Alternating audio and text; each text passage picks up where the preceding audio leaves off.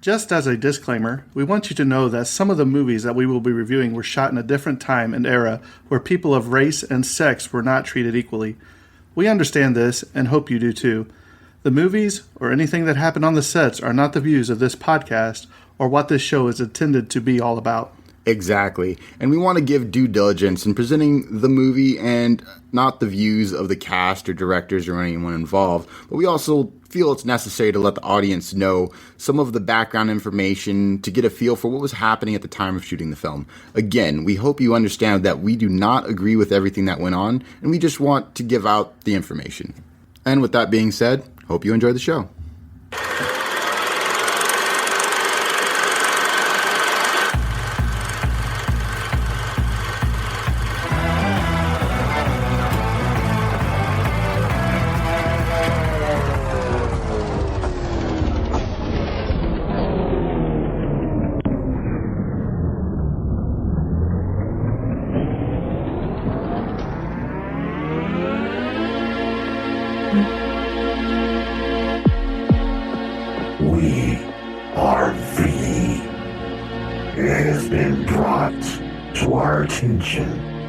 Of you purposely disrespecting the sacred movie we call The Lost Boys. This will not be tolerated. You will give this masterpiece the true and unprejudiced review. You will put all your uncontrolled and programmed thinking far in the back of your brain, and you will do what's right. Any injustice will be swiftly countered and tenfold.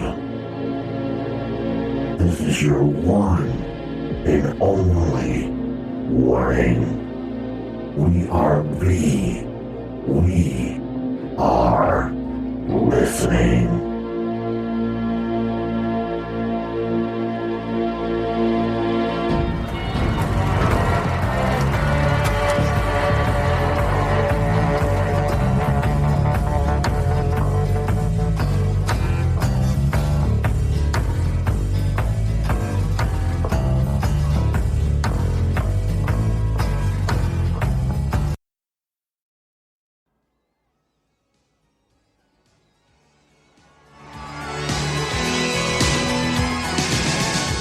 Michael and Sam have just moved to Santa Carla, California. They're about to discover its secret. Notice anything unusual about Santa Carla yet? No. It's a pretty cool place. If you're a Martian. Or a vampire.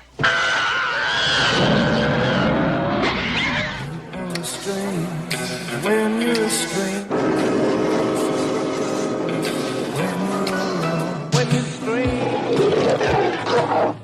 So where are you? The flying nun? I'm your brother, Sammy. Help me! Stay back! Stay back! What's happening when we start? Get yourself a good sharp steak. Drive it right to his heart. You're a vampire, Michael. My own brother, a damn blood-sucking vampire. Oh, you wait till Mom finds out, buddy. When a vampire buys it, it's never a pretty sight. Michael, they're coming! Oh, shit!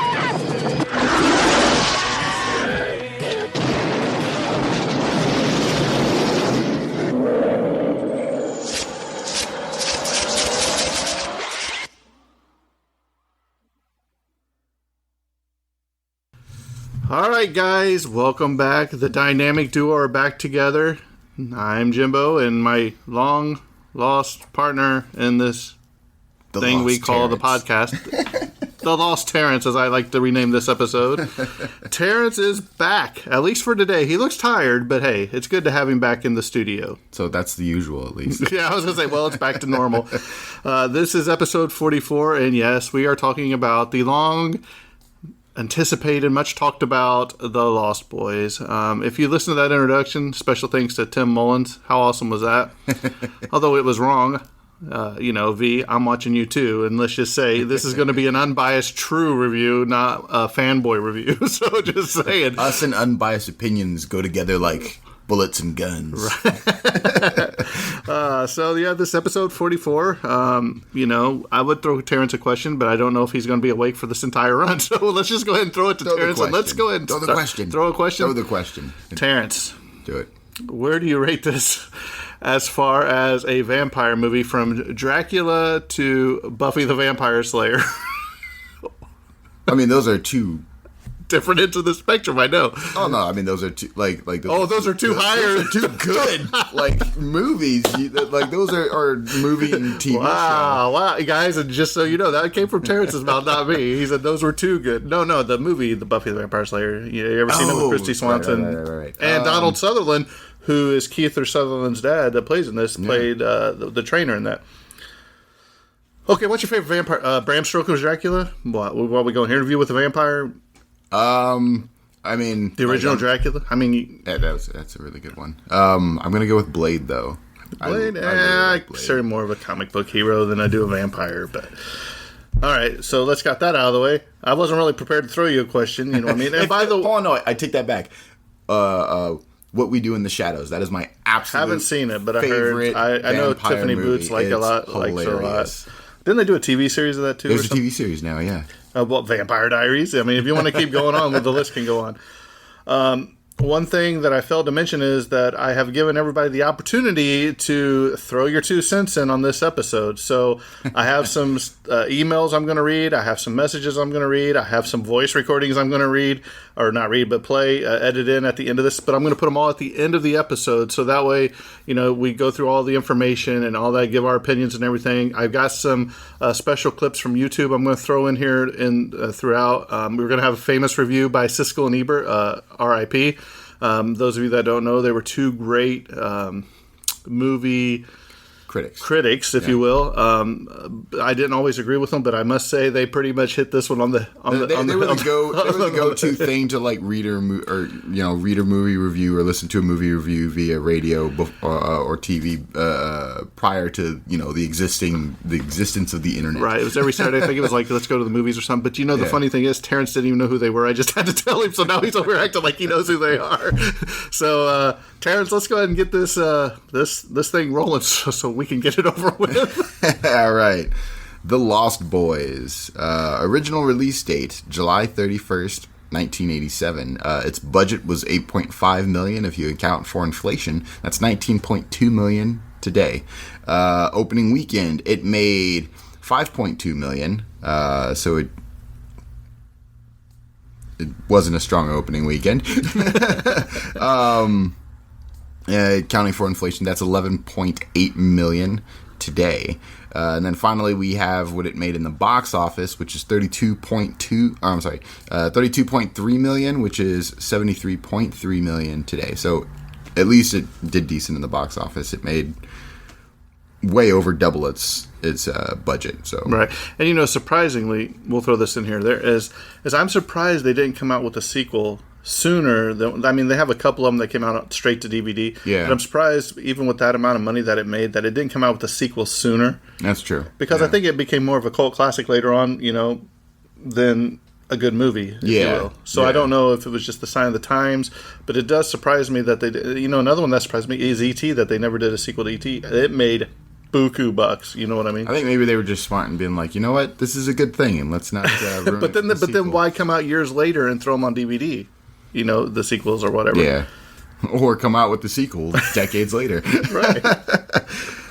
So we have the director, Joel Schumacher. Writers. So this is where it actually gets really interesting. I don't know if you had it in your notes and if you can weigh in, but the whole sort of how this story started and how it bounced around between writers, and there was also an issue of not copyright, but Jan Fisher wrote the original story. So Joel Schumacher and James Jeremias and Jeffrey Baum. So there was this whole I know, I'm all over this. I was like, man, you got to land that airplane sometime, Terrence. Yeah, I know, right?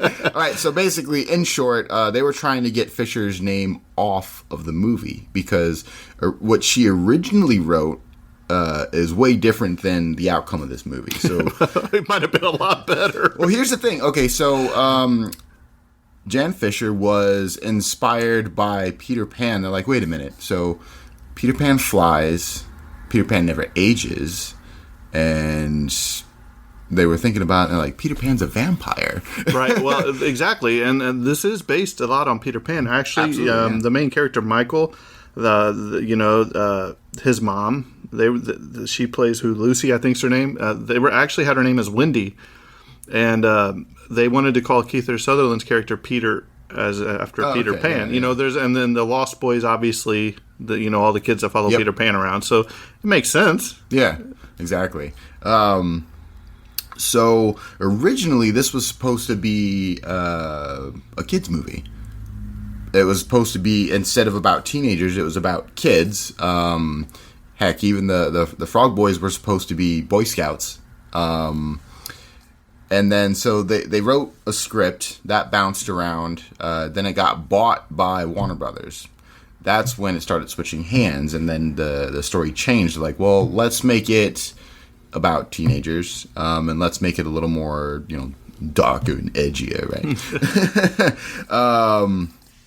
To which, you finally get the finishing product. And the reason why they wanted to take off Fisher's name, because they were like, well, this is totally different than what Fisher wrote. But because it was just too much of a battle, and it was...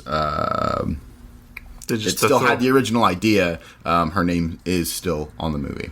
Still give her some credit. Yeah. So that's that whole thing. Which I think they should have. If she, if they're taking some of her ideas, they need to put it in there. You know what I mean? Yeah, exactly. Without her, this movie wouldn't be a thing. Right. Would that be a bad thing? Then we have the text bags. This is a 97-minute movie. So, hour 37 minutes. Sound mix, we're looking at the 70mm 6-track, 70mm prints, and Dolby 35mm prints. This movie's in color. Aspect ratio is 2.20 by 1 for the 70mm prints and 2.35 by 1 for the Dolby. Camera, Panavision, camera lens, and camera lenses.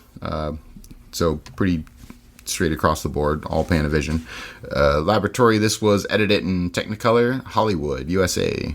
Film length, 2,668 meters, Sweden. You can tell it's been a while since I've done this. Not really. It sounds the same. Negative format, 35mm. This process was Panavision anamorphic. Then finally, printed format is 35mm and 70mm, blown up. And finally, we have the awards. Academy of Science Fiction, Fantasy, and Horror Films, USA 1988. They won Best Horror Film. They were nominated for Best Supporting Actor, Bernard Hughes, Best Performance by a Young Actor, Corey Haim, and Best Costume, Susan Becker. Whole nother page. And finally, Best Makeup, Greg Cameron, V. Neal, and Steve Laporte. And then we have the Young Artist Awards, and as in my usual fashion, I'm just going to dive into what the Young Artist Awards are. So the Young Artist Awards originally were presented in 1979, and it was presented as the Youth in Film Awards, and then they changed the name later, and later in the 80s. So, I thought we lost him right there. He just started going, and I was like, So basically, it was made to recognize and award the contributions for performance under the age of 18, more or less. They were like, hey, they should have their own awards to highlight these talented young actors. And so with that being said, we have the winner of the Young Artist Award, Best Young Actor in Horror Motion Picture, Corey Feldman. And then nominee, Young Artist Award, Best Young Male Superstar in Motion Pictures, Corey Haim. And that is it for the awards. Shock. All right, so let's go ahead and talk about the cast. This has a lot of famous people in it. Oh, yeah, absolutely. At the time, not so much, but later on, they obviously became household names. Jason Patric, who played Michael. Corey Haim, who played Sam, which was Jason's brother, or Michael's brother. Diane Wiest, she played Lucy, which was their mom. Bernard Hughes played Grandpa. Funny fact here is, well, not funny, but there was veterans of the vampire film that they were going to put in there. Keenan Wynn, he died before they got around to asking him. And then John Carradine, he was deemed too old or too ill to play it. So that's sad. You know, they were going to try to throw some little cameos here and there. Edward Herrmann, he played Max, which was the love interest of Lucy in this. Slash the head vampire. Hey, spoiler, that you will come to find out that is like the father vampire or whatever. But what funny is, Fred Gwynn was scheduled to play him. And you know who Fred Gwynn was? No. He was Herman Munster. And this guy kind of resembles Herman Munster if you look at him in the face. Yeah. But the funny thing is that Edward Herrmann actually played Herman in the Munsters remake. So I was like, wow, we've come full circle here. That's hilarious. And then we have good old David, played by Kiefer Sutherland and his blonde mullet. I'm going to throw this little interview in here that I found about Kiefer Sutherland and him getting cast. So we'll throw that in right here. Be one of us. I had just completed making a film called Stand By Me, which was the first job I had in the United States. And I had done another job called At Close Range, which Sean Penn helped me get a small part in. It was his film, and Joel Schumacher had seen a close-up at the very end of the film of me watching Sean Penn go into a courtroom. And I had black hair at the time. It's a film that I really don't resemble what I normally look like on any level. But Joel saw that close-up and said, I'd like to see him for this film. And he had me come in, and we had a reading, and we got on very well. He can do almost anything, because he's a born character actor, and he was at 18. And you can see it in Lost Boys, because he has the least amount of dialogue of anyone in the movie, but his presence is extraordinary. The minute he shows up on screen, you just go, boom, who is this guy? My character happened to have the kind of really cool lines at the end of a scene. He'd have the one great line. And so I'm deeply grateful to Joel for those. Where is she? Take it easy, Michael. Where's Star? David? Michael, you ever want to see Star again? You better come with us now. So, funny thing about the actor who played Michael, so when he was casted, as the casting director stated, he wanted to grab young, upcoming, beautiful talent. And so he almost didn't get casted because he felt that he was only getting casted because of his looks. Right. Well, I can't say it was for his acting. and then he decided to do the movie. And the funny thing about Kiefer Sutherland is they almost didn't get him either, because he was only 21 when they did this, and the only reason that he signed on to do it is because, I don't make this up, INXS was playing on the soundtrack, and their lead singer, or they duoed with whoever, Jimmy Barnes. Now, that's what my grandma and them used to call me, because that's my name, James Barnes. You know what I mean? And I was like, well, I got to throw that in there. That's hilarious. But somebody that they had was thinking about playing the David character, the vampire, was Jim Carrey, because he had just starred in Once Bitten. And there's actually a poster of the Once Bitten in the video store behind Max at one point in this movie. Star, she played was played by Jamie Gertz. She was actually recommended by Jason Patric because I think they were in Solar Babies together or something. They were, yeah. She was his co-star in a movie called Solar Babies. Right, so I guess it's who you know sometimes, right? Because originally the casting director wanted a blonde. But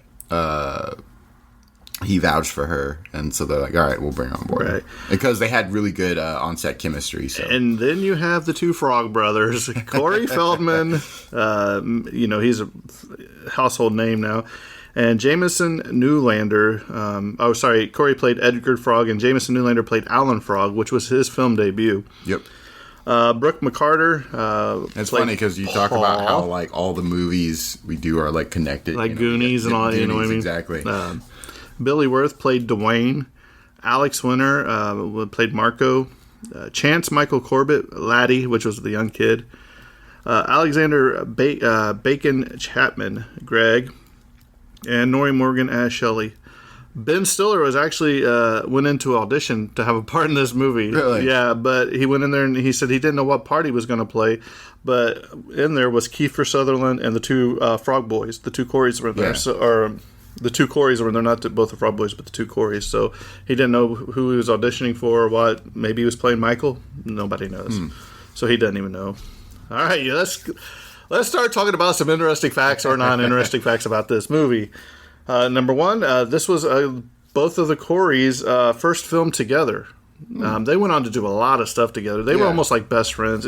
Sadly, Corey Haim did pass away from years of abuse and drug overdose, and all that stuff. But, and it still affects Corey Feldman to this day. So, but man, they were in a lot of teenage films growing up.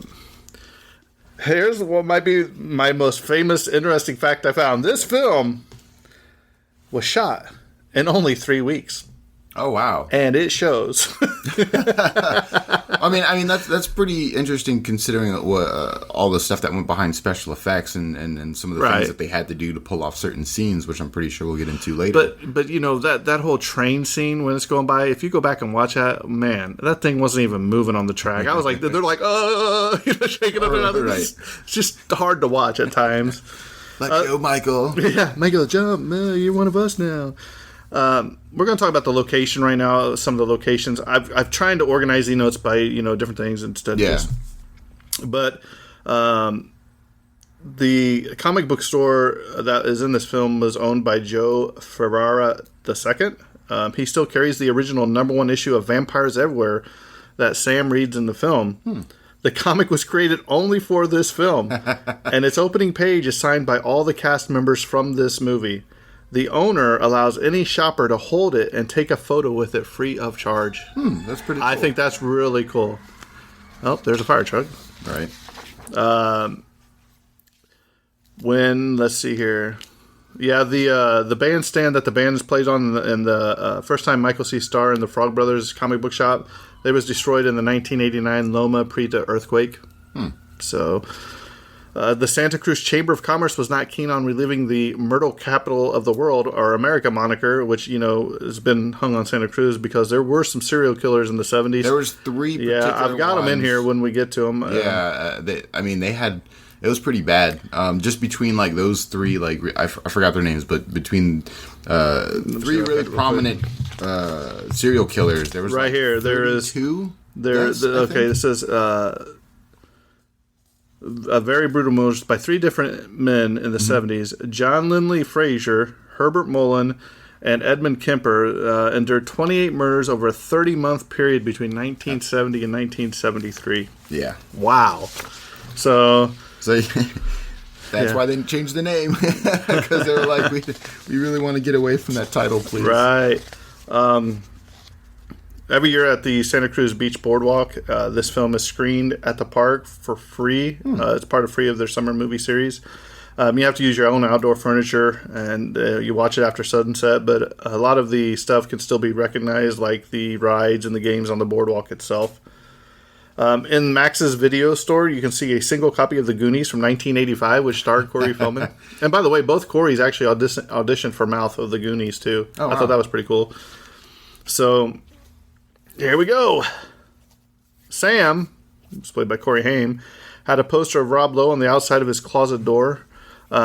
He had recently directed St. Elmo's Fire in 1985, which I just watched that the other day, and you'd think this movie's bad. We got a whole nother one with that one. Because I never heard it. I've never seen it, so I want to watch it.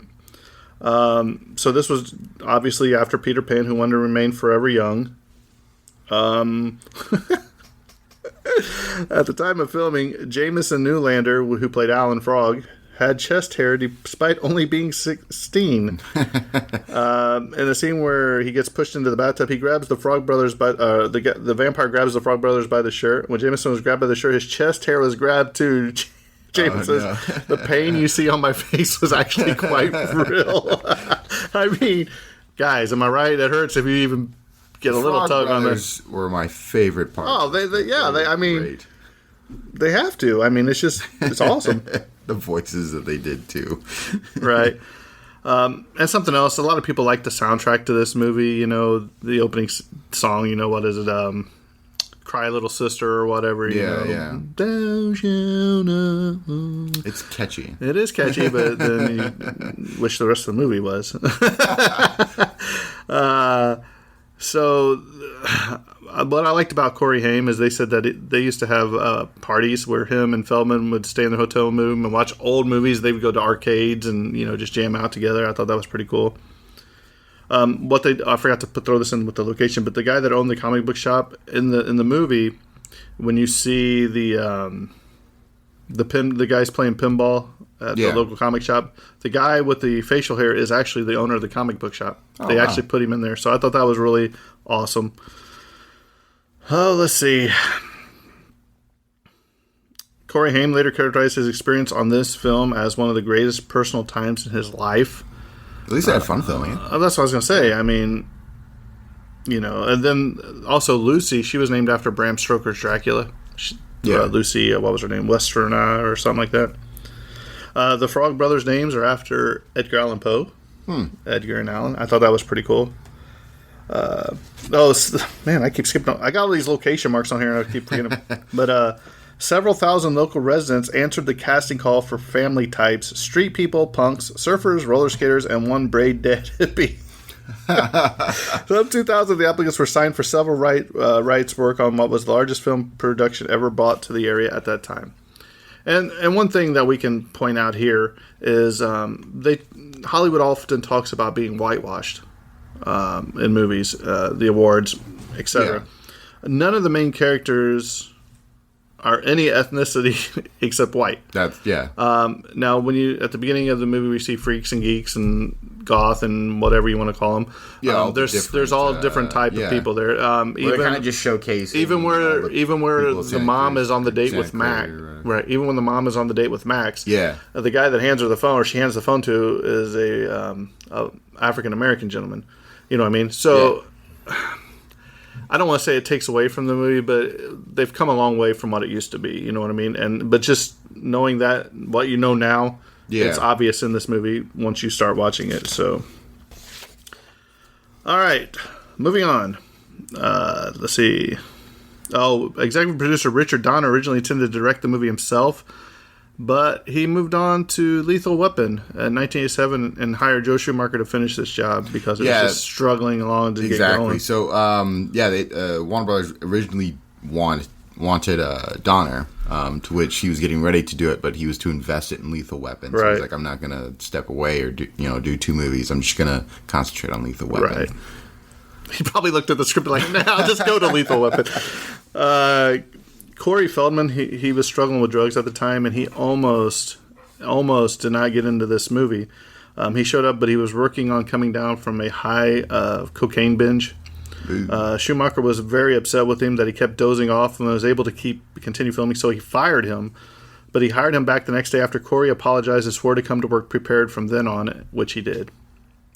And that's a lot of the problems with Hollywood, man. A lot of these kids make a lot of money at an early age, and they don't have a childhood, they don't have normal school. A lot of them, they just go the way of the crowd. Kind of just thrown into work because that's what it is. Yeah. What was another interesting aspect is Kiefer Sutherland's role as this head vampire. He was, despite being one of the lead cast members, he has the fewest lines among all the leading and supporting cast members, but at the half of them are Michael. But at the same time, he has the most dialogue of all the vampire boys. You know what I mean? So I was like, true. I noticed, are the others gonna say anything, or are they just sort of like a posse to? They got some one-liners in there, but it's just like it's kind of like Peter Pan and the Lost Boys, you know what I mean? A lot of them didn't say anything except Peter, you know what I mean? Michael. Characters in this movie say the name Michael approximately 118 times. I thought you were getting 118 times. I'm glad that's in there because I noticed that. I was like, man, they said his name so much. When I thought a cool scene was, I did like that after Michael gets back, and he goes down and he gets the milk out and he starts drinking, and the carton falls over. That the picture on the carton is actually the missing boy that's with Star. Yeah. But, it makes you think to believe that they're brother and sister, but I don't think it ever says they're brother and sister. I think it's just a boy that the vampires picked up for her to look after, you know what I mean? Like a mother figure. I think they just picked him up, you know what I mean? For Their her to do recruitment that. style is fairly random. Right. Let's see here. In the dinner with Max and the Frog Brothers, Alan puts out candles with his fingers. Nobody told him that he had to wet his fingers first, so he ended up getting burnt. And later he dipped his hand in a water based on water before putting out the candles. This is really cool right here. Having impressed Andrew Lloyd Webber, you know who Andrew Lloyd Webber is? Remind me. He did the Broadway The Phantom of the Opera. Big musical guy. Joe Schumacher's use of music in this film is what convinced Weber to hire him to direct The Phantom of the Opera in 2004. Very cool. Very cool. Let's see here. We talked about that already, the movie poster Once Bitten. Yep. When asked why he did the film, Joe Schumacher simply stated, "Vampires are hot. They're the only erotic monsters. Frankenstein is not so hot." So here's a fun fact of when they were trying to figure out how these characters looked, particularly the Lost Boys.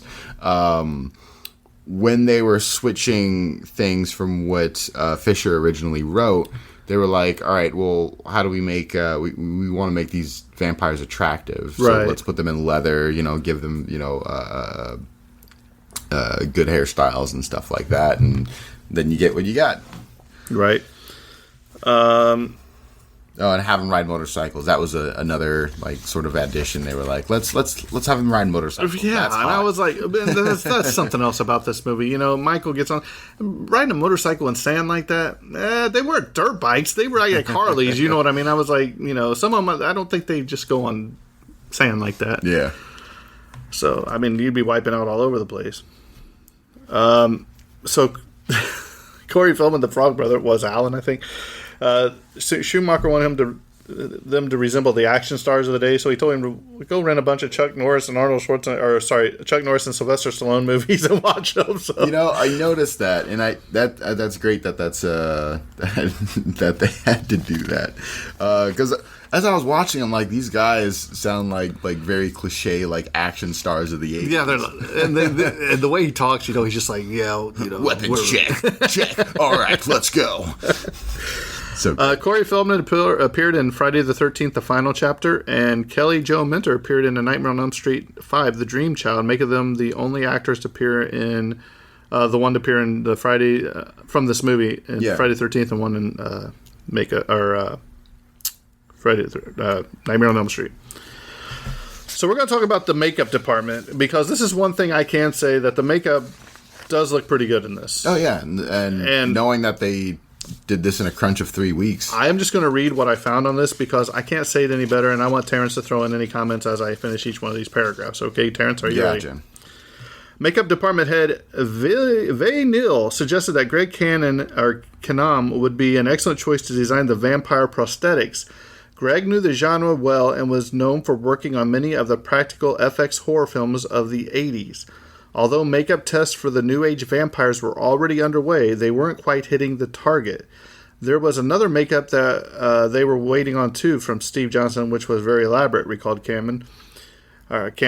It was so cool, but it was very monstrous and not really what Joel was looking for. For the Lost Boys, Joel wanted something a little more sleek and simple. Joel Schumacher said to me, "I've hired these sexy young kids and I want them sexy. I don't want monsters," said Canham. So Vay came up to me and said, "Why don't we do a test on the side and show it to Joel and see what he thinks?" So Canham and Neal brought in actor Brooke McCarter to test the waters.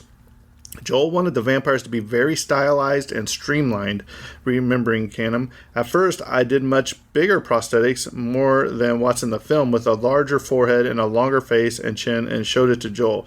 He liked it, but he thought it was too much. Even though the test wasn't perfect, Canham was getting closer to Schumacher's vision. So at least, he's like, hey, let's go overboard, and then we can always cut it back. You know what I mean? Right. The original design inspiration for the 80s vampire we know and love today was none other than an old faded photograph Greg had kept from the past. Quote, I had a newspaper clipping from years before that was faded. It was a blonde tennis player, good looking, with a really good bone structure, and it was faded to the point where it had those kinds of shapes on the foreheads and bumps on the cheeks and everything. Canham based the initial makeups on this reference, and the test proved successful. I did a nice subtle one for Kiefer Sutherland, then flew to England and came back and did a makeup test on him that Monday. Joel really liked it but wanted more, which made sense, so I ended up using that piece on Jason Patric for the end scene, and I did a more stylized piece for Kiefer. Okay, yeah, that makes sense. But see, back in the 80s, I'm sure the makeup that you had, the amount of time you had to sit in a chair was forever. You know what I mean? Right, but I mean, a lot of that stuff can be CGI'd now too, which probably takes away some of it. That's true. The first step of the process was to... All right, we're back. We had to take a little bit of a break there. So the first step of the process was to take a live cast of the actor, starting with Kiefer. I did the live cast with his eyes open, which I learned from Dick Smith. Don't do that at home. I would never do it now. It's too easy to find yourself in a lawsuit, and the alignment isn't as good as it used to be, but I got it down really good at that time. As Greg was planning the makeup, he knew he would have to work around the beard they had established for Kiefer's look. I wanted the lenses to really stand out. I wanted to do a super subtle demonic makeup and change the bone structures around the forehead, and especially down onto the nose. Kiefer had a pixie nose at the time, so I brought it down onto his nose to try and make his nose look a little more full. With the addition of subtle cheek pieces and careful blending, Canham finalized the David's makeup. I had to make sure they were blended and there was no hard edge. It was so important to get that sloped onto the skin. Greg was then able to use this makeup as a template for the rest of the vampire gang. So, hey, Kiefer, you're going to be the guinea pig. Pretty much. The vampire prosthetics were manufactured in foam latex, the best method at the time. For coloration, quotes, we used Pax paint on foam latex because that's all we had, explained Canham. I sculpted all the prosthetics and even ran all the foam in the beginning, and then Gil Moscow started running the pieces when I had to go on set or do other things. Aside from emphasizing the facial contours, the eyes became one of the most important elements of the finished look. I designed the contact lenses so that they were kind of glowing with all the red around them, revealed Canham. I then designed the makeups around the lenses knowing that they would be the star of the show. So he took a lot of time for the eyes, I guess. Yeah. Greg Canham also designed and made custom vampire dentures for each actor to wear. This guy was all over the place, which were understated and delicate compared to the large Dracula-esque fangs audience were used to seeing. I really tried to make the teeth look like pearls, revealed Canham. For the application, I embedded wire into the dentures so that they would be super strong. It was up in the gum area. Then the teeth just came down and hooked onto the bottoms of the actor's real teeth. Man, I bet that was uncomfortable. Yeah, they had a whole thing where they were trying to figure out how they wanted to do the teeth, because they didn't want to do it how, the classic Dracula, two really big canines. So they wanted something, like they were saying, like, more sleek, more or less, Right, because you can't have sexy teenagers, vampires, and bad teeth, In the end, the young and fairly unknown cast handled the prosthetic makeups amazingly, especially since for many of them it was their first time. Greg told SWSCA, I remember Kiefer saying, don't tell them I'm only 17. They think I'm 18. When we started the film, he had all this baby fat, and I was like, oh God, how am I going to turn this into a vampire? But he was great. I did his life cast with his eyes open, and he had no problems with any of it. All of the actors were absolutely wonderful. Greg also had recounted how shocked he was with the professionalism of a child actor, Chance Michael Corbett, who played the young boy Laddie. Yeah. Since wearing lenses and prosthetics can be difficult to deal with at such a young age. You never know what a kid's going to do, and he was an absolute trooper in those lenses. They're huge, hard lenses, and he put up with them, and we never had a problem with him. When Star first brought up Laddie's name, like, wait, who's Laddie? So I was like, yeah, I was like, like, who's this Laddie? And then I was like, oh, it's the kid. I forgot about the kid. So, I mean, she never said, this is my brother. She's like, Laddie. I was like, looking back on the project, Greg Kinnear is candid about the challenges he encountered working on the film, particularly his occasional clashes with director Joel Schumacher. But Kinnear admired Schumacher for his vision and reminisces fondly about the finished result. Joel was very happy with everything in the end, and that's all you can ask for. I think he's a great filmmaker, and he did an incredible directing job. In fact, as a subtle homage to the director, Kinnear actually designed one of the vampires to look like him. For Edward Herrmann's makeup, I used Joel as the model. Neil went to Daly's one day, and as she and Joel were looking at the footage of Ed, he asked her, am I crazy or does Ed look like me? So if you look closely, you can see Joel's face in the scene. So that's pretty funny. There you have it. So here's I did forget, just because it's been so long, but here's a couple other movies that Joel Schumacher did. So he did Batman Forever. Yep. He also did Batman and Robin. Like you were saying, St. Elmo's Fire, which I guess is not that great. You'll have to check it out. I'll let you borrow it. He also did Time to Kill and Flatliners, the original in 1990. Time to Kill's good. Here's something. Okay. One of the things that can hurt a vampire or keep vampires away is what? Garlic, right? Yeah. So, but when he comes to bed, he's like, Mom, can I sleep in here tonight with you? And he goes to take off. She's like, you've been eating pizza? He's got that necklace of garlic. Yeah. Garlic does not smell like that. It's only when it's crushed up. You know what I mean? And I was like, so there's no way that she's going to be able to smell that. So I was like, whatever.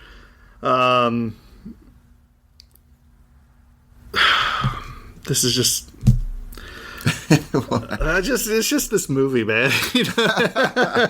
The merry-go-round sequence foreshadows the order in which the Lost Boy dies. Marco dies first, Paul second, Dwayne third, and David last. It's also true. Another thing that gets foreshadowed is how they die. Yep, and that's when that's the Frog on in Boys here too. are talking about it. Yeah.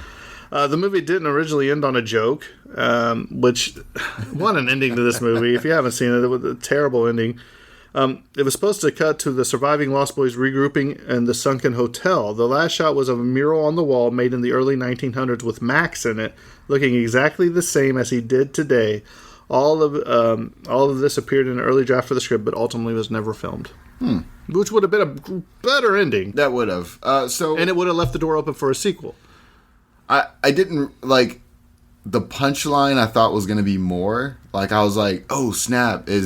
Is the grandfather like a secret vampire? Head vampire? No, I thought maybe he was like a secret vampire hunter or something like that. Like maybe he's not actually going out on dates. Maybe he's moonlighting as a vampire hunter. Right. Which would have been really cool, but it was just a joke. It was just like, oh yeah, that's the thing I don't like about this city. The vampires. And the grandpa was kind of like, you could tell he wasn't all there. It seems like a cool. Like when he's like, he's like, well, grandpa, he's like, hey, you want to go to town? And they get in the car, and he's like, yeah, let's go. And so he gets there, he starts the car, and then he shuts it down. He's like, well, that's as far as town this thing goes. The kid's like, what? Let's see here. Oh, this in the scene where Sam and the Frog Brothers stake Marco while he sleeps, they are pursued by the rest of the vampire. You remember, and Kiefer Sutherland reaches up and grabs the leg, but they drag it into the sunlight, and you see a tear come down the face of Kiefer Sutherland because he gives that pain look. That's actually a real tear because the contact lenses were bothering him and they were stinging terribly, but they decided to keep it in there because it went so well with the scene. That's so true, I thought that was pretty cool. Since one of his fellow vampires just died. David is impaled on a pair of antlers and doesn't disintegrate like the other vampires. Despite what Max later says, he is not really dead. This was intended to be picked up in the sequel, The Lost Girls, which was scripted but never made. So there's also a comic book series out if anybody's interested. Another thing... I feel like you can do a lot more with comics in this particular medium, or what they're trying to go with. And... work with me here. Is Star a vampire? Is she a half vampire? What is she? Okay, so is she not turned yet? The kid, Michael, and Star are all half vampires based on the lore of this movie.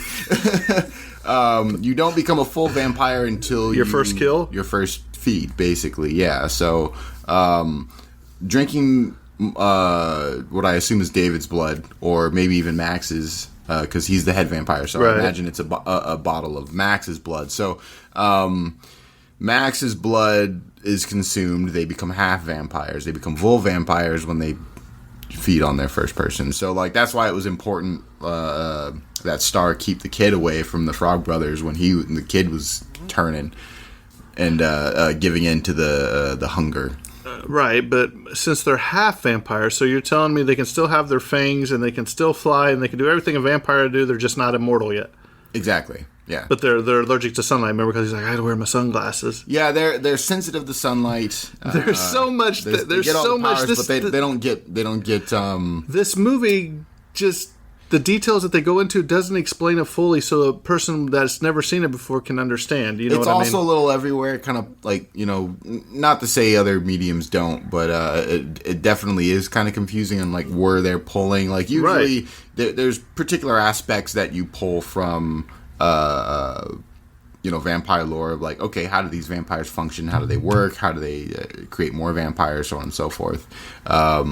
They more or less have it down, but there are little like gaps. But I mean, they try to do a lot. Yeah, and you don't know what's going on. So, as we were talking about earlier, Edgar Frog states that when a vampire bites it, it's never a pretty sight. Some yell and scream, some go quietly, some explode, some implode, but all will try to take you with them. All the vampires follow these 4 deaths exactly. Marco, when stalked by Edgar, screams as he dies. Paul dissolves in a bathtub of holy water, causing the plumbing in the house to implode on itself.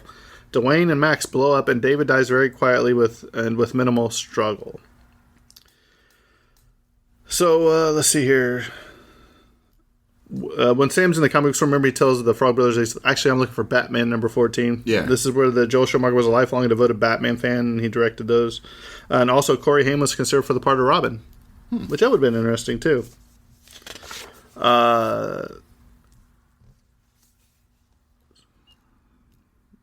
Yeah, there's a lot of audio sequences off, like David and Star having a conversation. Their lips are moving and they're not saying anything. The concert on the beach, when they sing, and I still believe his lips are out of sync with the lyrics.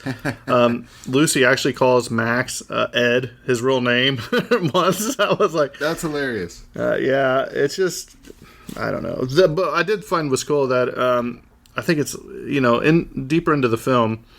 When Dave and his gang attack a group of people while Michael watches on, one of the victims is the punk with a gray stripe in his hair who was killed earlier in the film. I was like, wow. That's hilarious. Yeah.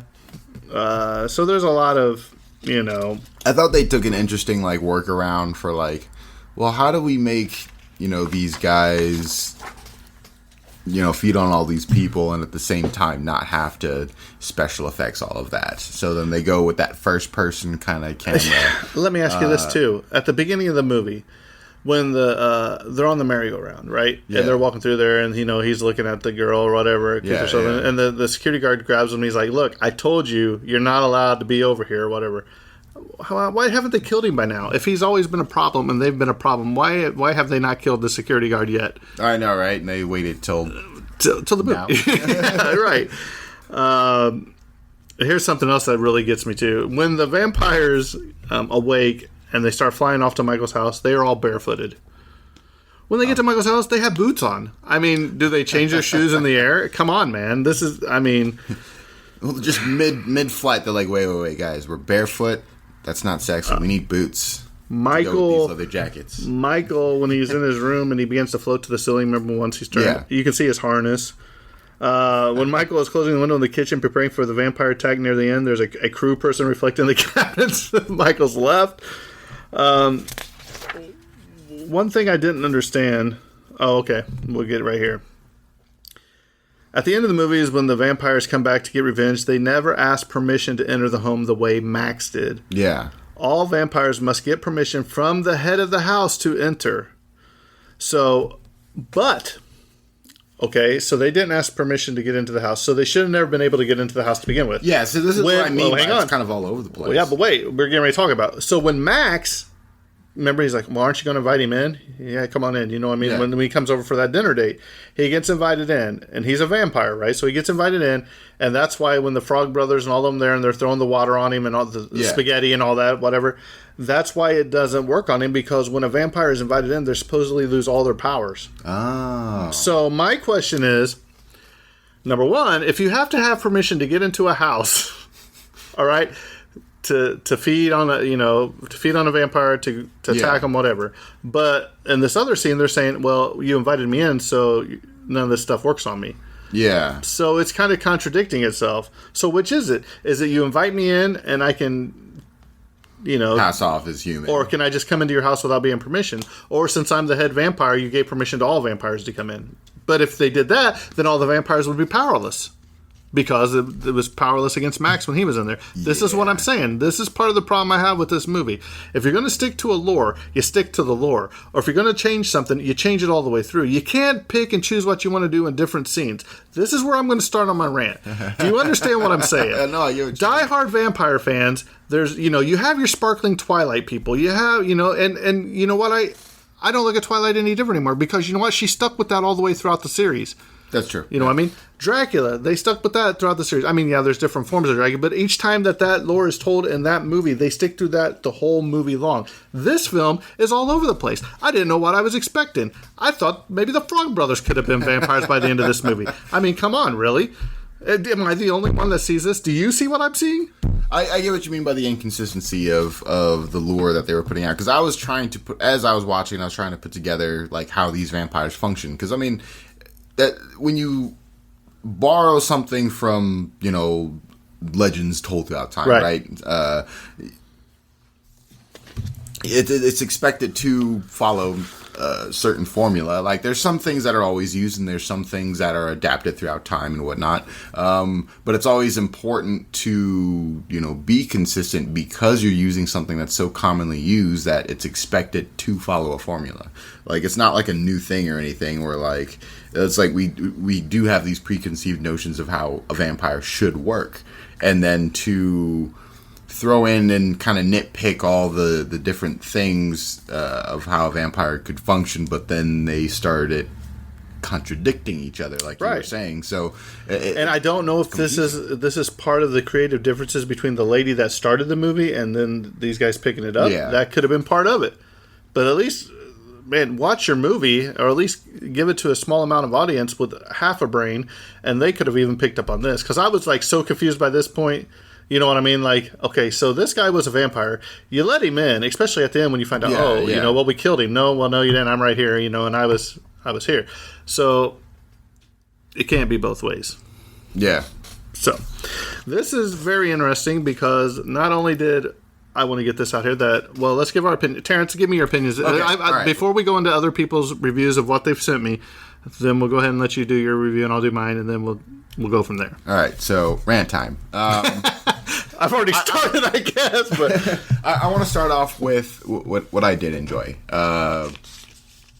One of my absolute favorite things was the Frog Brothers, and I did catch that they were they were copying cliche 80s action heroes, and the voice they put on and the silly one-liners they had was super hilarious and really made the movie a lot more enjoyable.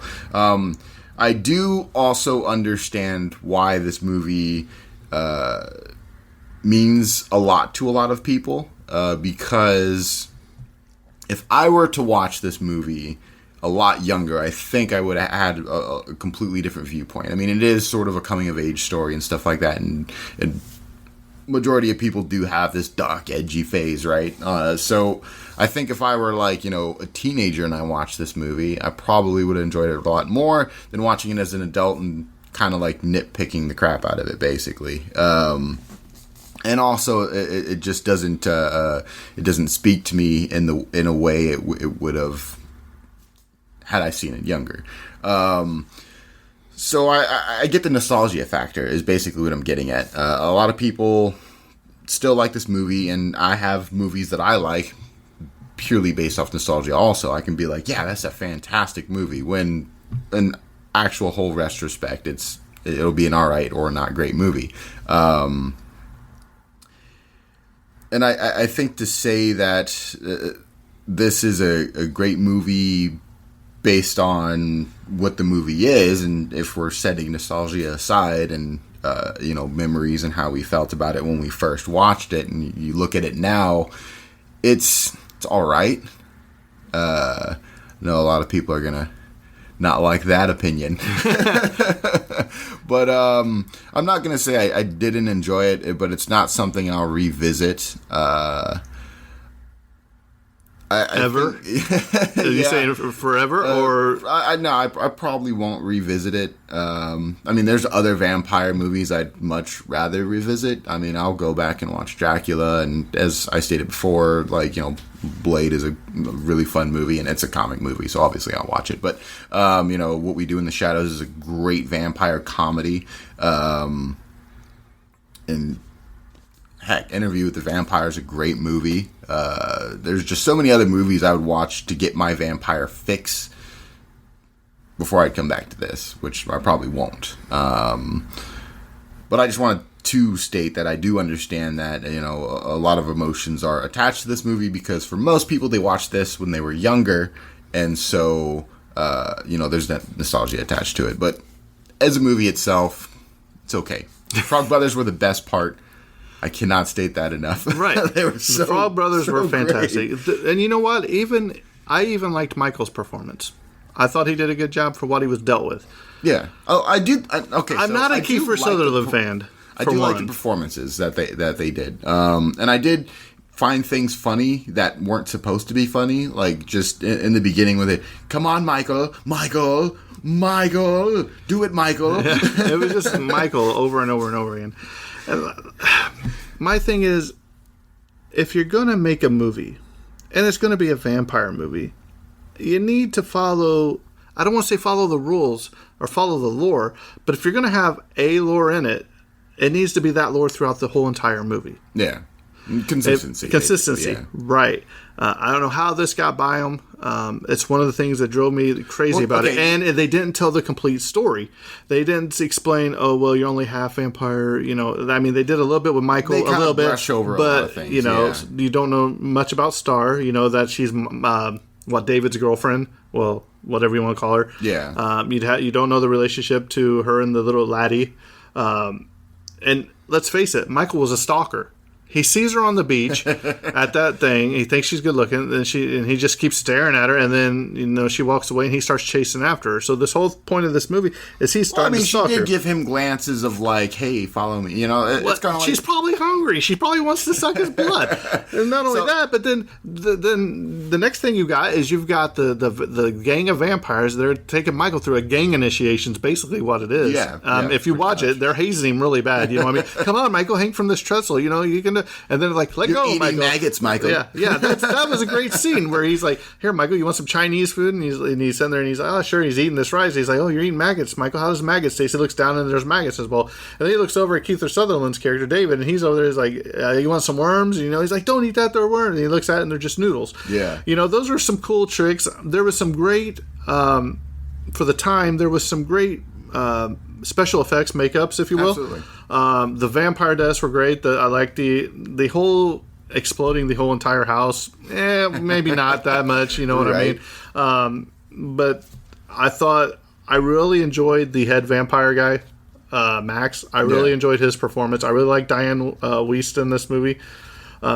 Corey Feldman, great. Corey Haim, great. I think he played the performances. The performance were great.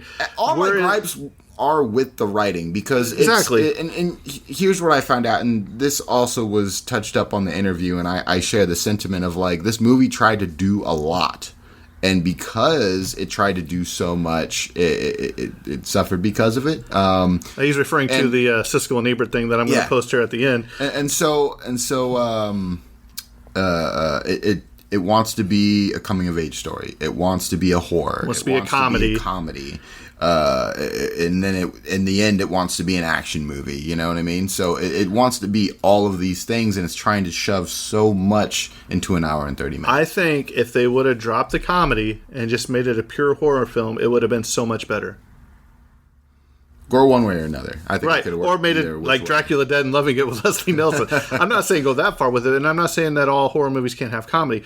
What I'm saying is, you could have made Corey Feldman and the Frog Brothers, you could have made them like, you know, Van Helsing, you know what I mean, as far as, but as a younger version of how he got his You know what I mean? How he been tracking people and all that. Yeah. You know, maybe he doesn't age. Maybe he was a lost boy. Maybe he was part vampire. Whatever you want to do. So now he knows all these differences. You know what I mean? Yeah, and the reason why I say it's all right because I think minor changes would have made, like, even without changing it completely, I think like just little minor changes would have made it more enjoyable for me anyway. Like the whole ending, you know, we were talking about how it ended on that a punchline. ending, man. Yeah. You know, and that comes down to like it wants to be too many things. To end on a punchline like that, I was like, I was kind of expecting more. I would have liked that original ending, or even when I was talking about, like, instead of making it a punchline, make it like, oh, turns out Granddad is some cool vampire hunter, and he's been doing this for a while. And or even showing one of them surviving or something, you know, at the end and crawling back to wherever, and going back up and hanging upside down or whatever, and then have a mural of Max or whatever it is, you know what I mean? Say, hey, there could be a sequel. This isn't over yet. So if you come to Santa Clara in the future, you might be on the lookout for more vampires, or even fade back to the boardwalk and show some more missing posters later on, like let's say 3 years later, and have more missing posters, exactly. And then just have a shadow walk by or something at night, you know what I mean, and just have one of the flyers fly off or something. There's so much you could have done with this movie. Another simple thing, I'm disappointed. Yeah, another simple thing that could have made it more enjoyable for me anyway is just like you were saying, the consistency of their vampire lore. And then last but not least, I think just maybe diving just a little bit and investing more into sort of the character relationships. Yeah, definitely. Because a lot of things just happen. Right, and I would have loved to seen a little bit more about David and Star. You know, what's the deal there? You know what I mean? Because Kiefer Sutherland didn't really care. You know what I mean? I mean, he's just like, whatever, you know, she's ours, she's one of us, you know. And it's like the Three Stooges were his sidekick. I mean, that's the way to look at it, you know. I mean, he's a cool vampire. Then when they go down, they kill the one guy. Remember, they sneak down there and they do it, you know. So I was like, as much as people talked about this movie, and as much as, you know, how bad I was on it on Facebook, you know, talking trash and all that, would I watch it again? Maybe if I've watched every other movie in the world. No, I'm not going to go that bad.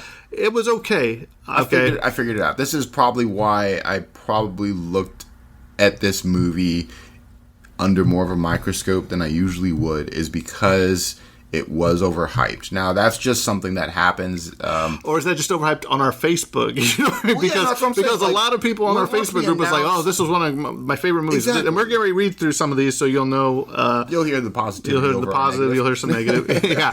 So, but the whole thing is, and this is something that, you know, happens with our own personal bias and stuff like that. But every now and then, and I try not to, but every now and then, you know, everybody's susceptible to it. You just get hyped up on a movie and you're told how good something is. So when you watch it, you're looking at it under way more of a microscope than you usually would have. Like, if someone told me, yeah, the movie's all right, I watched it, I might have enjoyed it a bit more. Okay, so let me ask you this. So when I told you to watch 12 Angry Men and you watched it, did I overhype it? Or did it live up to its expectations? That was okay. So that was a movie that was also hyped, but it did live up to its expectations. There you go. There's the difference. That's true. So I just used your own.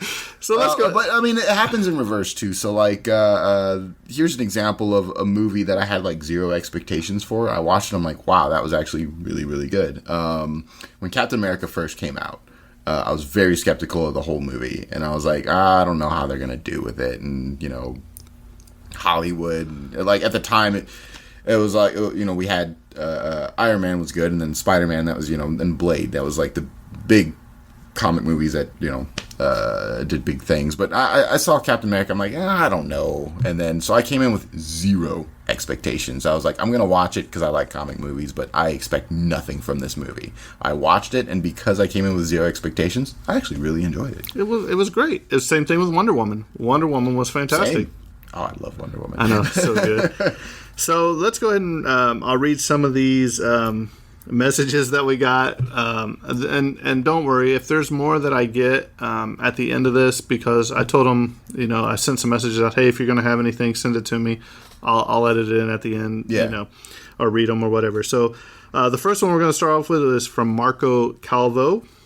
And I said, he was the one that started on Facebook, like, hey, when are you going to do this movie? Hey, and then he just started going. So I was like, okay. So he's like, well, first off, he said it was from the beginning creepy, He's like, coming from some teenage kids, and then the soundtrack makes it more intense, and then they take the security away, and then in the missing milk cartons, the kids appearing missing, the missing posters, and then the main characters, how they suspected that they were vampires. Then what I liked was that they were doing what was supposed to be done to a vampire using the garlic and the stakes to the heart and all that. And then the vampires would go to parties by the beach and eat people, and the people without noticing that there was vampires out there. That's just what made it fun and scary, that when they played the movie, like it was something that it could look like in real life.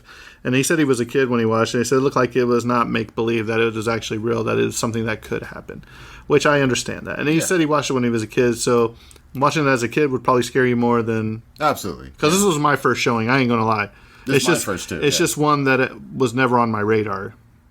I've seen those once, but well, I've seen those posters. The red poster with Michael in the sunglasses, and I was just like, this doesn't even appeal to me. You know what I mean? I mean, why would I want to watch this?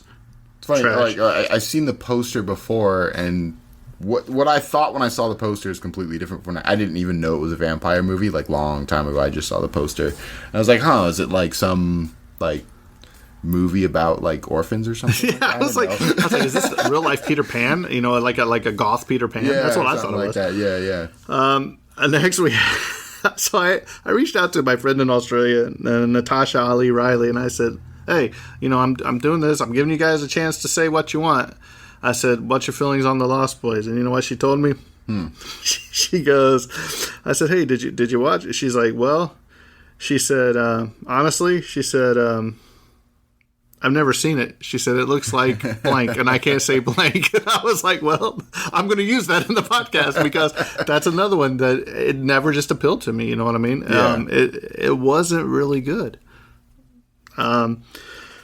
There's a couple other people that are probably going to get back with me, send in some stuff, so I'll add those in here. And then I'm going to leave a little space here, and then I'm going to play the Siskel and Ebert review. So you may not like what I said, you may not like what Terrence said, but you're going to get two world-renowned critics from movie industry, which, hey, there is movies that I love that these guys absolutely trashed. Okay, yeah. I mean trashed hardcore, and that usually happens with a lot of the movies I like. The critics just trash it.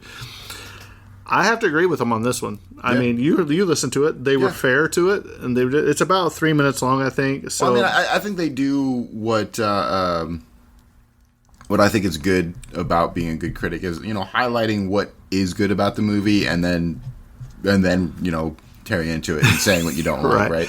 So I'm going to leave a little bit of a space here, and then I'm going to put that in right here. I'm your brother, Sammy. Help me! It's named The Lost Boys, and this is a very ambitious, well-acted horror movie about teenage vampires in Santa Carla, which we are reminded more than once in this film is the mass murder capital of America, a sad distinction. This movie follows a trend I've seen in a lot of horror and science fiction movies lately. The sensational storylines from 1950s exploitation films are updated with good dialogue and production values and made into slick movies for the 1980s. That's what they did with The Fly.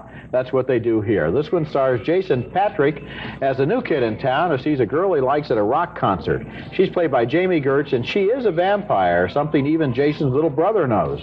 She's one of them! And don't tell me it doesn't make her a bad person, Mike! You know where David took me tonight, don't you, Star? Who's David? Yes, it's my fault. If you hadn't met me, if I hadn't liked you, I tried to warn you. It was that night in the cave, wasn't it? That wasn't wine they gave me to drink. It was blood. That was David's blood. You drank someone's blood? Are you crazy? Kiefer Sutherland stars as the leader of the vampires, and it's a good, tough performance. You afraid to face me, David? Ha! I tried to make you immortal. You tried to make me a killer!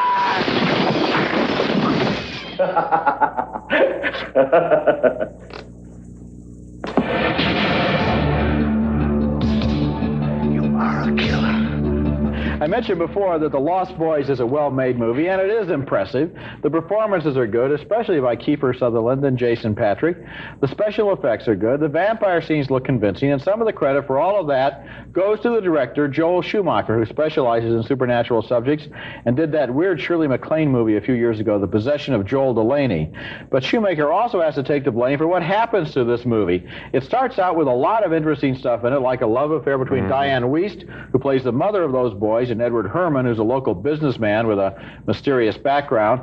But then the ending of the film is simply action and special effects. The human relationships are all ignored. If you're going to make a convincing, realistic vampire movie, you shouldn't just go for the gore in the last reel, I don't think. This is a close miss, but I'm going to have to give it thumbs down because it doesn't live up to its original promise. Well, that's exactly what I think. I think it's an overstuffed picture. I think this picture should have been stripped away. I mean, I think they have too many characters, too many things going on. I got interested in the adults. I got interested in the kid, especially that little brother played by Corey Haim. He says, "You drank blood," or whatever he says. It's a great line. It's just too full. And then you built up all this machinery, and then you unload it, sort of run it down a steamroller at the end with these people jumping through the air in a vampire fight. I'm exhausted in a picture that I could have liked. It's a strange criticism to say that a movie is too ambitious, but in a way it is. It really is all over the map. And great performances, great actors in there. I don't know about the word great. You're throwing that around a lot today. Great is a good, good performances, good actors. How's that, okay? I'm so glad when you agree.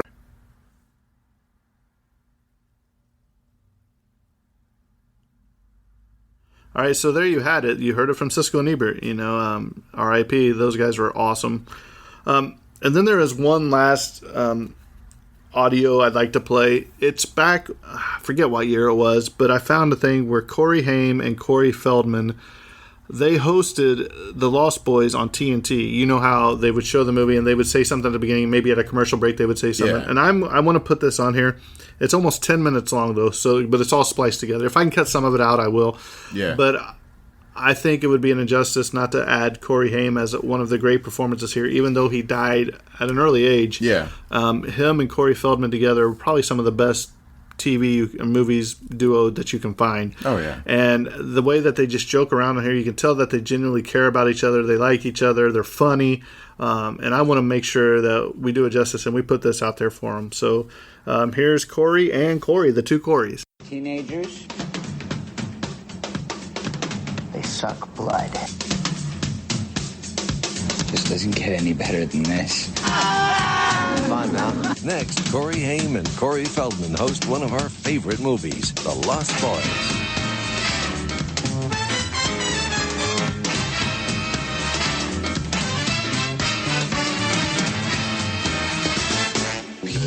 Strange when you're a stranger, faces look ugly when you're alone.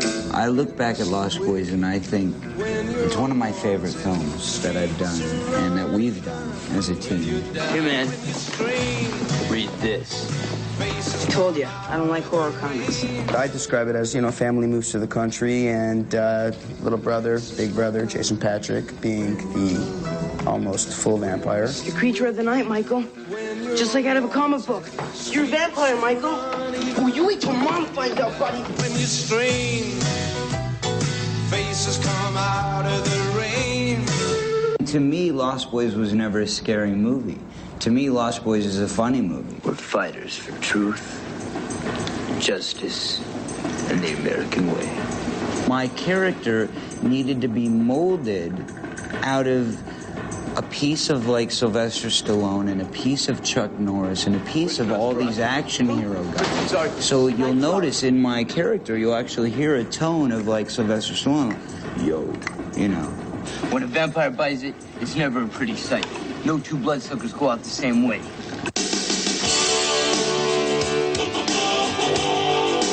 I mean, a lot of things that people didn't realize was the little things, like the depth of what the Lost Boys meant.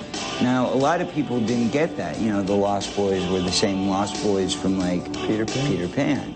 Now you know what we are. Now you know what you are. You'll never grow old, Michael. And you'll never die.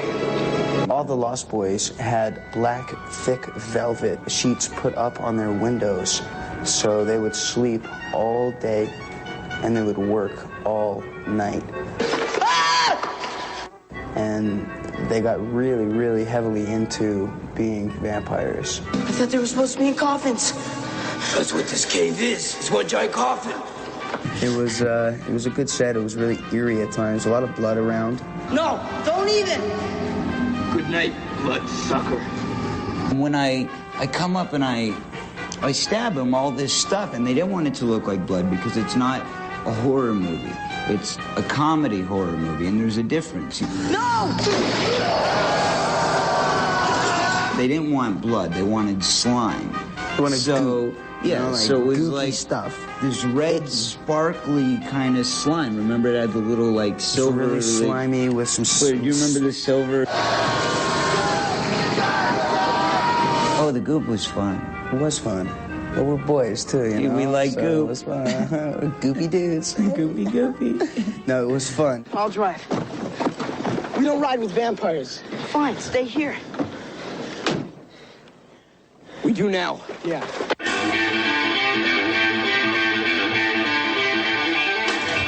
It's a great movie. It really captured a lot of magic. There was a lot of magic that was on that set, and a lot of it was brought by the fine performances of such great talents put together. A lot of it had to do with the wonderful direction of Joel Schumacher. Lost Boys is a movie that will live on for generations.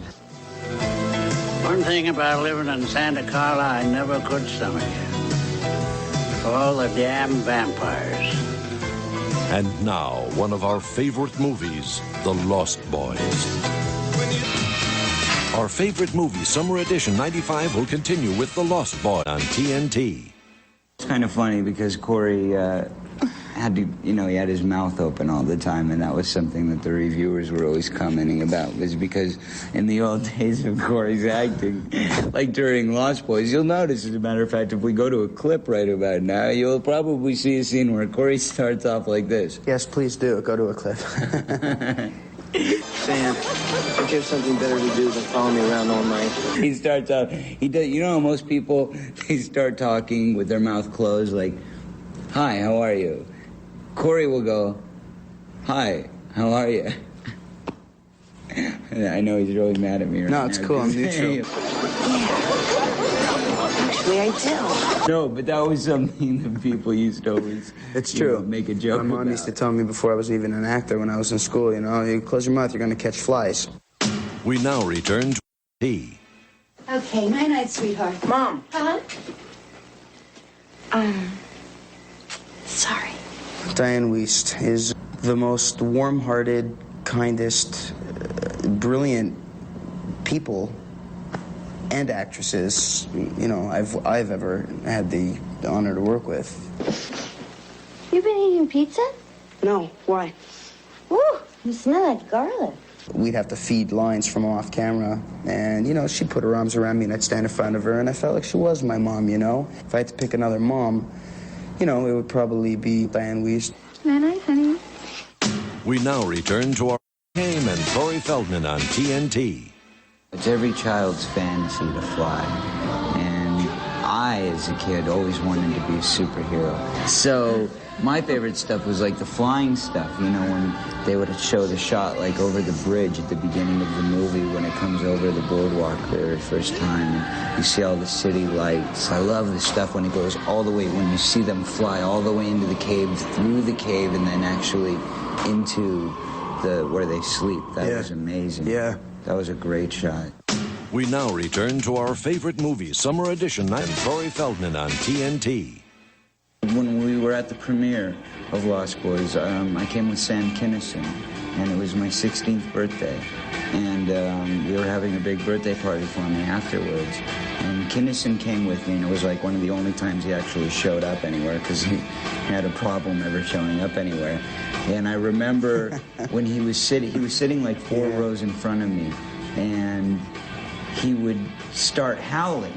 He'd be like, yeah, during the premiere. And I was like, oh, wow. And I got this great feeling like, oh, man, he really likes it. He really appreciates my work. And afterward, he came up to me and he goes, Corey, man, that is like the coolest movie of all time. You are in the coolest movie of all time. We now return to our favorite movies.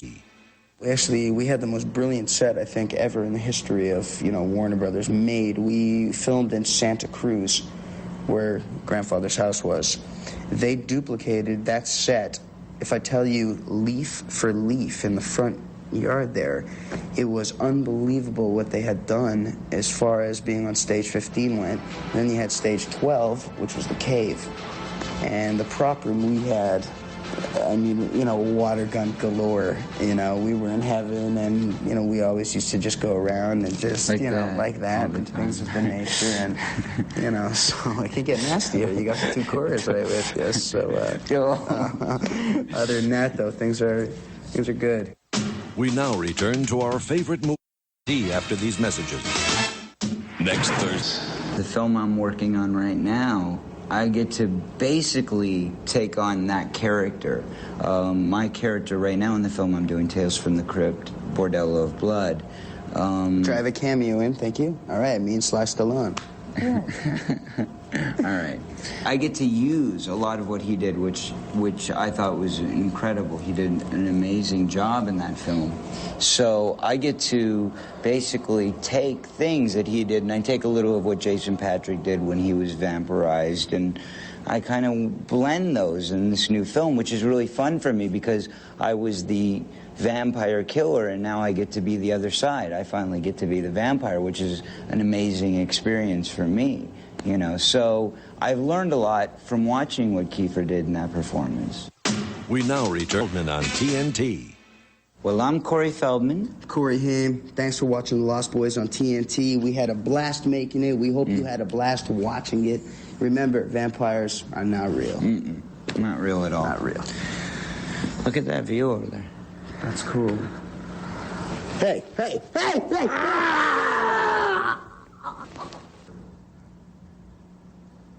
Let's go to lunch.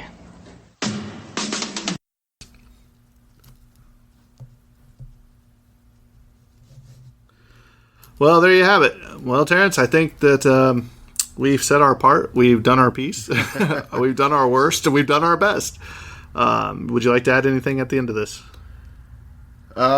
It's one of the cult classics that I'm just not on board with. Which is rare because I typically really like cult classics. Right. Even after revisiting, never watching them and visiting them way after they've been made. Right. But, And look, we understand this may be somebody's favorite movie of all time. Okay, we're not here to say that to take any way away from you. Especially if it's something that's connected to your childhood, maybe your dad showed it to you. I think Tim Mullins was telling me that he grew up on horror films. His dad would show him horror. He's not much into older movies, but the horror films he would watch all the time. Which I've stated and completely understand. You know what I mean? So we understand that, but as far as personally, it's not one of my favorite vampires movies. Both watching it for the first time, and it's kind of crazy because we are like 13 years difference in age here, you know what I mean? So, for us to have the same perspective watching it now, I think says something. Well, my daughter, I was like, hey, I got to watch this. She just turned 16, and I said, hey, look, I'm putting this on, and all she could say was, wow, he's hot. And he's hot too.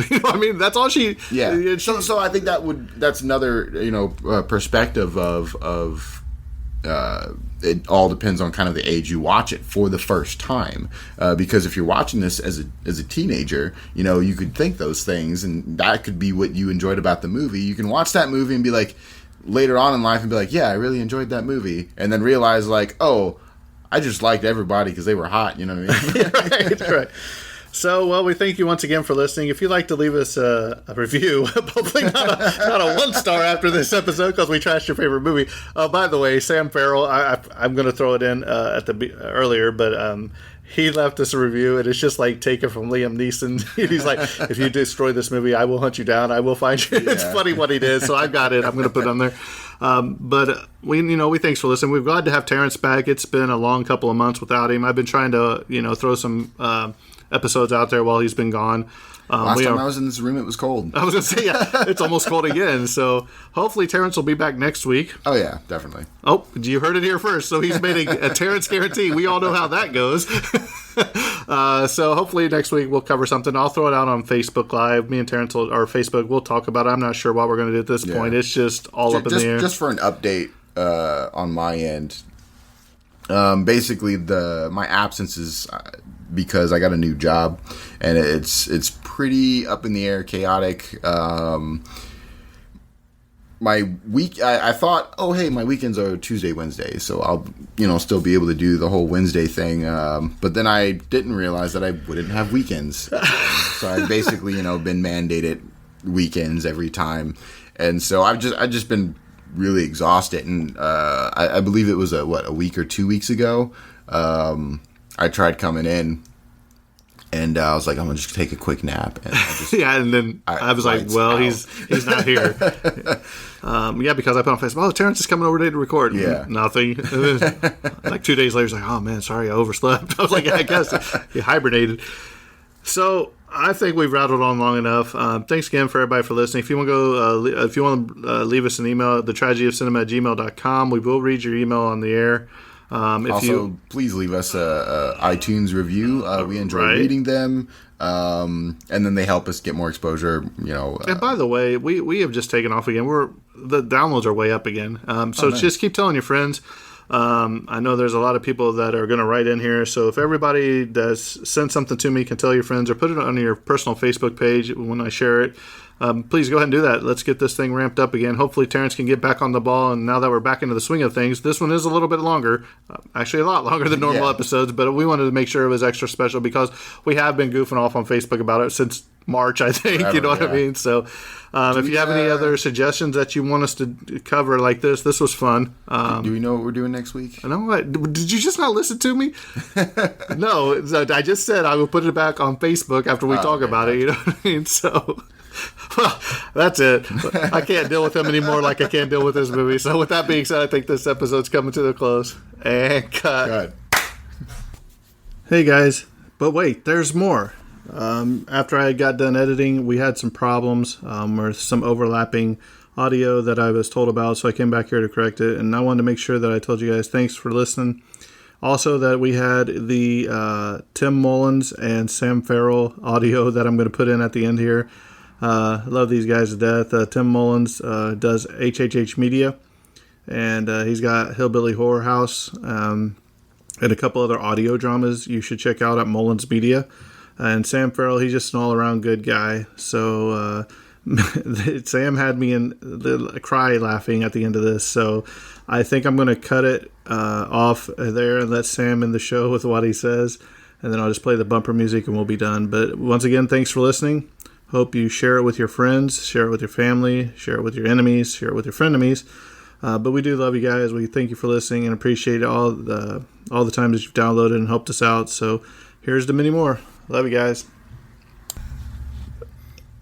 Hello, my name's Tim. And I just wanted to put in my 2 cents about this whole Lost Boys thing.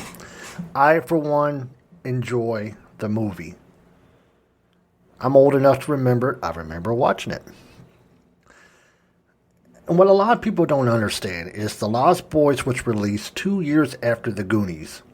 It had the same feeling as The Goonies, mixed in with a little bit of the 80s horror, but they were still able to keep it somewhat family-friendly, you know?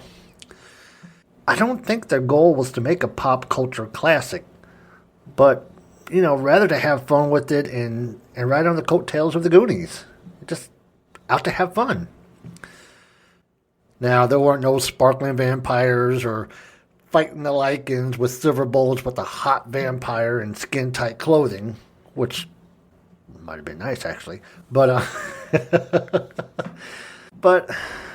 it was just a movie meant to have fun, to scare you and to make you laugh at the same time. That's all. Now, unless you're a type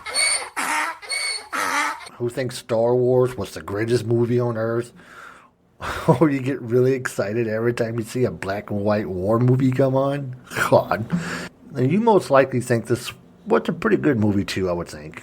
But that's my 2 cents. It was just a movie meant to have fun. The stick in the muds don't get it. That's okay. But I need to get going because there is another awesome movie getting ready to start that I want to watch. It's called Starship Troopers. Yeah, boy! Peace.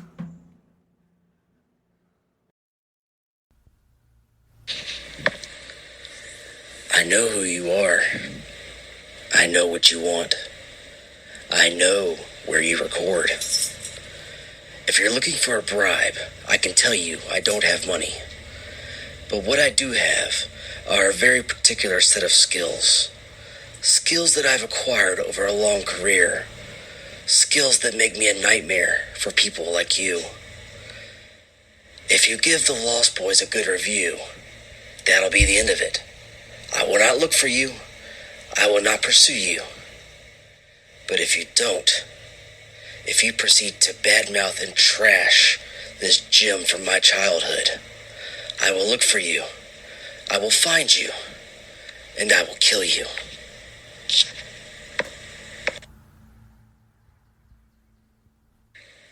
Okay, so my lawyer says that whole threatening to kill you thing could get me in a lot of trouble. So if you leave the movie a bad review, I will leave you a 1-star review. Yeah, that's it, a 1-star review. That's worse than death. Okay.